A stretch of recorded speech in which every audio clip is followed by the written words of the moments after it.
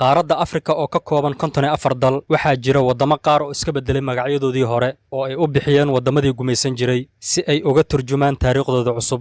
Maqaalkan waxaan ku eegi doonaa 9 wadan oo Afrika ah oo magacyadoodii hore ka guuray una bedelay magacyo cusub. Ku soo dhawow.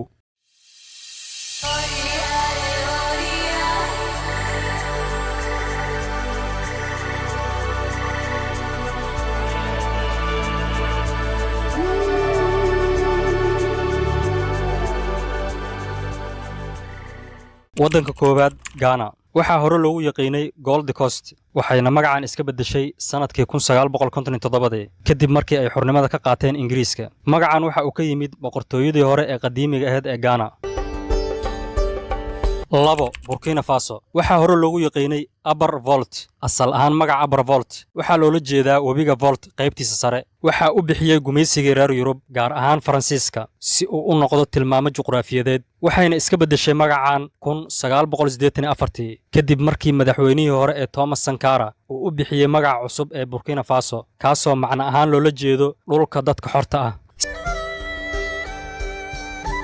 3 Benin waxaa hore loogu yaqiinay Dahomey. magacan cusub waxa uu ka yimid dadka Fon oo sidoo kale loo yaqaano Dahomianis kuwaas oo ka soo jeeda boqortooyadii hore ee Dahomey. dadka Fon waa qoomiyadda ugu weyn ee Benin. sidoo kale waxaa dadkan laga helaa dalalka Nigeria iyo Togo. dalka waxa uu xornimadiisa ka qaatay Faransiiska 1960kii. 1975tiina waxaa loo bixiyay magaca Benin si looga fogaado magaca qabaa'ilka Dahomey oo aan metelin dhammaan dadka reer Benin.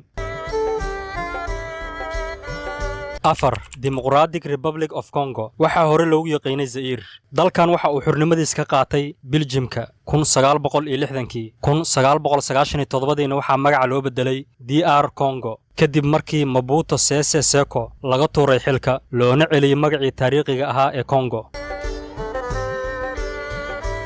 5 Namibia waxaa hore loogu yaqiinay South West Africa. magaca Namibia waxaa loo bixiyay 1990kii. dalka waxa uu soo maray marxalado badan oo gumaysi ah laga soo bilaabo gumaysigii Jarmalka ilaa ugu dambeyn ay xornimadeeda ka qaadatay South Africa 1990kii. magaca cusub ee Namibia waxaa laga soo qaatay Namib Desert oo ah saxaraha ugu weyn dalka. 6 Malawi waxaa hore loogu yaqiinay Nyasaland. magaca Nyasaland waxa uu ka yimid haradii caanka ahayd ee Nyasa oo markii dambe loo bixiyay harada Malawi. dalkan magaca Malawi waxa uu la baxay kadib markii ay xornimadooda ka qaateen Ingiriiska 1964. magaca Malawi isaguna waxa uu ka yimid Marawi oo ah magac dhaqameed hore oo ay lahaayeen dadka hadda ku nool Malawi.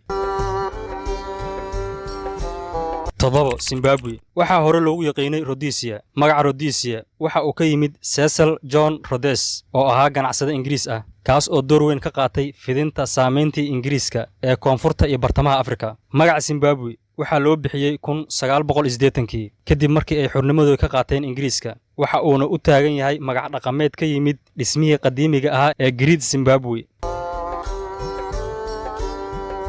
8 Botswana waxaa hore loogu yaqiinay Bechuanaland. dalka waxa uu xornimadiisa ka qaatay Ingiriiska 1966 waxaana loo bixiyay Botswana. magacii hore ee Bechuana waxa uu ka yimid qoomiyadda Bechuana oo hadda loo yaqaano Botswana.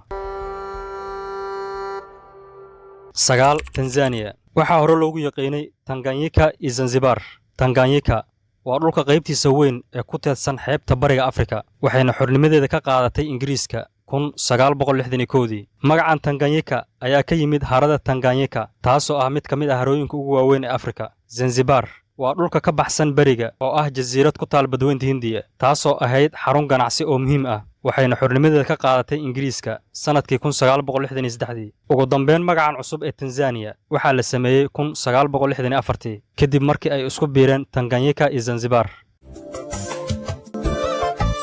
intaas ayaan ku soo gabagabeynayaa. inta muuqaalka mid lamida kulmi doono sidaas iyo nabadgelyo.